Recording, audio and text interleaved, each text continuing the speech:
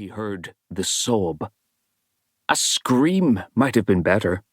At least you are certain when you've heard a scream. A faint sob is something you have to wait to hear again because you can't be sure. He raised his lantern in a shaking hand. There shouldn't be anyone in here. The place was securely locked. No one could get in. Or, now he came to think about it, out. He wished he hadn't thought about it. He was in the basement, which was not among the most scary places on his round. It was mostly just old shelves and drawers, full of the things that were almost, but very definitely not entirely, thrown away. Museums don't like things to be thrown away, in case they turn out to be very important later on. Another sob, and a sound like the scraping of pottery? A rat, then, somewhere on the rear shelves? Rats didn't sob, did they? "Look, I don't want to have to come in there and get you," said Scattering with heartfelt accuracy. And the shelves exploded. It seemed to him to happen in slow motion, bits of pottery and statues spreading out as they drifted towards him.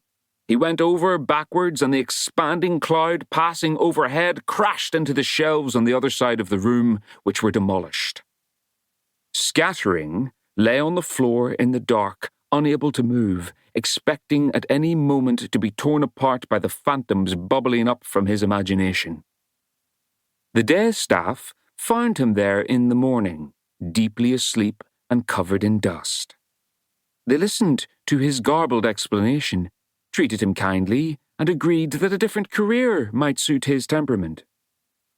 They wondered for a while about what he had been up to, night watchmen being rather puzzling people at the best of times, but put it out of their heads, because of the find.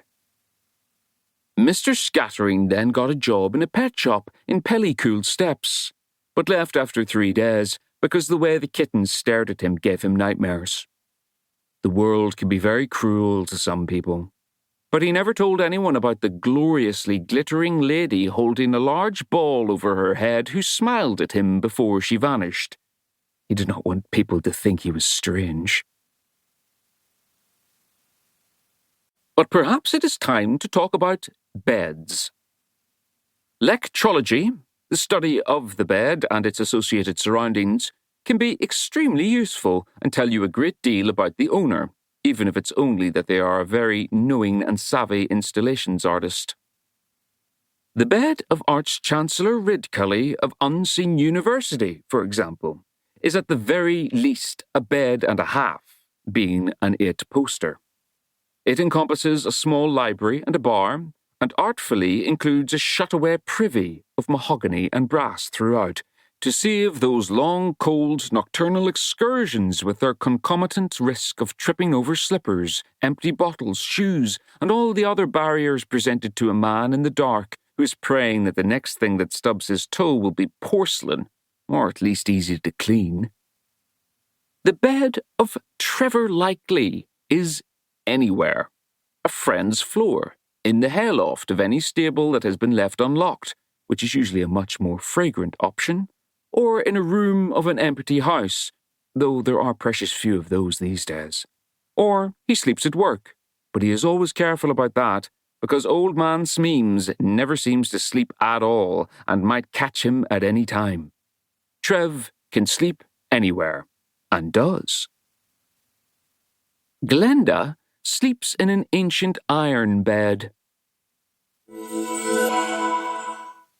That is to say, Glenda officially sleeps in the old iron bedstead. In reality, most of her sleeping is done in a huge and ancient armchair in the night kitchen, where she has very nearly mastered the art of doing without proper sleep altogether. So many crumbs, spoons, bits of pie dough, books and spilt drinks have gone down the sides of the cushions of that chair that it might well now harbour a small, thriving civilization. Whose springs and mattress have gently and kindly shaped themselves around her over the years, leaving a generous depression. The bottom of this catenary couch is held off the floor by a mulch of very cheap, yellowing romantic novels of the kind to which